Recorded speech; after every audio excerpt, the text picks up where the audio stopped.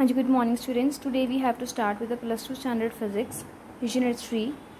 Topic is magnetic permeability. Today we have to deal some basic definitions. Afterwards we have to drive the relation. Magnetic permeability is actually the ratio of number of lines of magnetic induction per unit area, means that is flux density, to the number of magnetic field lines per unit area that would be present. Means mu r is equivalent to B over B naught. Means if medium is replaced by the vacuum. Means आपके पास जो magnetic permeability है new are से represent करोगे. जितनी magnetic field lines आपके पास per unit area पास कर रही हैं पर्टिकुलर मटेरियल में डिवाइडेड बाय उसी चीज़ के अंदर अगर आप मीडियम को रिप्लेस कर देते हो by vacuum, means mu r is equal B over B naught. As दोनों मैग्नेटिक फ्लक्स डेंसिटीज है, दोनों देखो दोनों के आपके पास यूनिट्स कैंसिल हो जाएंगे, तो means it is having no dimensions. Also mu r is also equal to mu over mu naught. Next is magnetic induction. Magnetic induction is also known as magnetic flux density and symbol is B.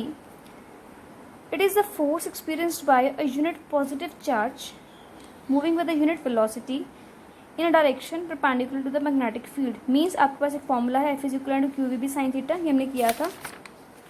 अब इसी के अंदर अगर आप QVB sin theta के ऊपर अगर values put करते हो, मीन्स आपके पास इसी फॉर्मूले के अंदर अगर आप वैल्यूज रिप्लेस कर रहे हो, ठीक है, तो यहाँ पर आपके पास जो फोर्स आ जाएगी that is equivalent to the magnetic induction. Means आपके पास जो फोर्स एक्सपीरियंस होएगी तो यूनिट पॉजिटिव चार्ज मीन्स यहाँ पर क्यू को वन रिप्लेस करोगे, अगर वी बी वन आ जाएगा. उसके बाद जो आपके पास साइन थीटा है साइन 90 इज इक्विवेलेंट टू 1, तो सारा सॉल्व करोगे तो आपके पास फोर्स इसके बराबर आ जाएगी that is equivalent to B q one v one, ये भी वन हो जाएगा तो force is equivalent to B. Means it is a force experienced by unit positive charge moving the unit velocity in a direction perpendicular to the magnetic field. Next is magnetizing force or magnetizing intensity, that is H. It is actually defined as total number of ampere turns flowing around unit length of toroidal solenoid to produce the magnetic induction B. Means आपके पास relation है B is equivalent to mu into I.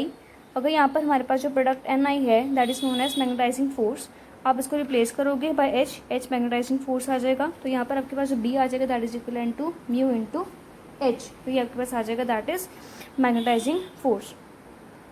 Next is intensity of magnetization. Intensity of magnetization is represented by symbol I. It is defined as magnetic moment per unit volume of a material. Mean symbol आपके पास आ जाएगा M over B. M की value replace करोगे M into 12 और volume is area into length A into 12, तो आपके पास आंसर आ जाएगा M over A. Next is magnetic susceptibility represented by this symbol. इसका जो सिंबल की pronunciation is G. Formula is equal to I over H means intensity of magnetization over magnetizing force applied. Now we have to calculate the relation between magnetic permeability and susceptibility. Relation होता है इसका mu is equivalent to 1 plus susceptibility. अब इसको drive करना है expression को. Starting with this, when a magnetic material is placed in a magnetizing field of magnetic intensity H, gets magnetize, मतलब किसी भी मैग्नेटिक मटेरियल को आप मैग्नेटाइजिंग फील्ड में रखोगे तो ऑटोमेटिकली वो मैग्नेटाइज हो जाएगा. तो टोटल जो मैग्नेटिक इंडक्शन उस टाइम पे एक्ट करेगी that is equal to B naught plus B M.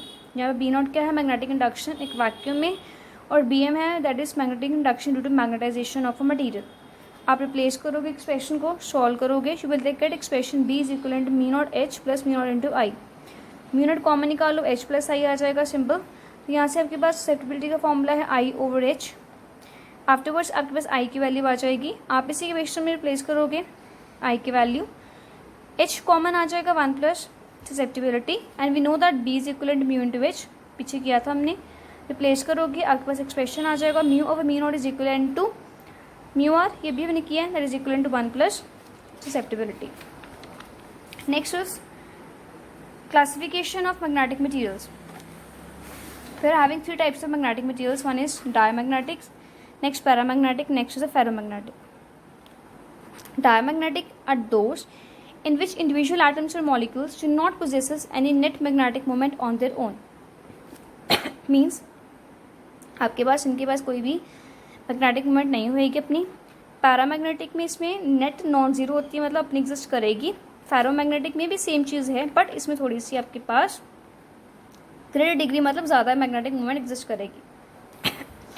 Example copper and gold, aluminium, sodium, ferrous and cobalt. Next we have to deal with properties. देखो properties start करो, सबसे पहले diamagnetic की properties की बात करोगे. सबसे पहला पॉइंट जो कहता है कि जब भी आप इसको मैग्नेटिक फील्ड के अंदर रखते हो, किसी भी आपके पास कह लो मैग्नेटिक सब्सटेंस को आप क्या कर रहे हो, सस्पेंड कर रहे हो, तो क्या होता है कि इनका जो लॉन्गेस्ट एक्सिस होता है ना, वो अपने आप को लॉन्गेस्ट एक्सिस सेट कर लेंगे at right angles to the direction of the field, मतलब इस तरीके से अपने आप को अलाइन कर लेंगे। नेक्स्ट, जब इसको आप नॉन मैग्नेटिक फील्ड में रखते हो, ठीक है, तो क्या आएगा, ये सब्सटेंसेस होते हैं, they have tendency to move from stronger parts of field to the weaker parts. मतलब जब किसी भी मैग्नेटिक फील्ड के अंदर रख रहे हो तो यहाँ पर क्या हो रहा है आपके पास, जहाँ पर फील्ड ज़्यादा होएगी तो वहाँ पर डिप्रेशन आ जाएगा, और जहाँ पर फील्ड कम होएगी वहाँ पर वो मूव ऑन कर जाएंगे, ठीक है, मतलब stronger parts to weaker parts move करने की टेंडेंसी है।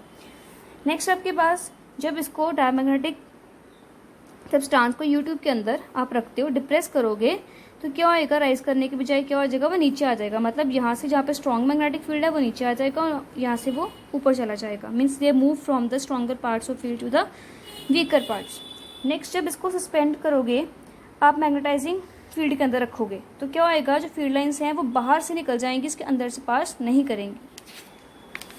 तो ये आपके पास नेक्स्ट आपके पास आएगा, जो म्यू आर की वैल्यू कैलकुलेट करोगे दैट इज लेस देन 1, और इसी रिलेशन में सॉल्व करोगे तो ससेप्टिबिलिटी कैसे आ जाएगी, नेगेटिव, और susceptibility does not change with the temperature. ये कुछ आपके पास प्रॉपर्टीज आ गई। Next we have to deal with the paramagnetic substances, उनकी प्रॉपर्टीज करेंगे जो इसकी ऑपोजिट आएंगी डायमैग्नेटिक की। अब यहाँ पर क्या, आप फर्स्ट केस में यहाँ पर आपके पास जो लॉन्गेस्ट एक्सिस था वो चला गया था परपेंडिकुलर, अब अलॉन्ग द डायरेक्शन रखेगा ये। सेकेंड में क्या था आपका, इस तरीके से मोशन था, ये रिवर्स हो जाएगा, जो वहाँ पर क्या इसका रिवर्स होएगा, means it tends to move from weaker parts to the stronger parts, उसका रिवर्स हो गया। यहाँ पर जो क्या होएगा आपके पास, अगेन यूट्यूब में लेवल राइज हो जाएगा, वहाँ पर फॉल हो रहा था, यहाँ पर अब लेवल राइज हो जाएगा। और जब पैरामैग्नेटिक को रखोगे मैग्नेटाइजिंग फील्ड में, तो मैग्नेटिक फील्ड लाइन्स अंदर से पास होएंगी।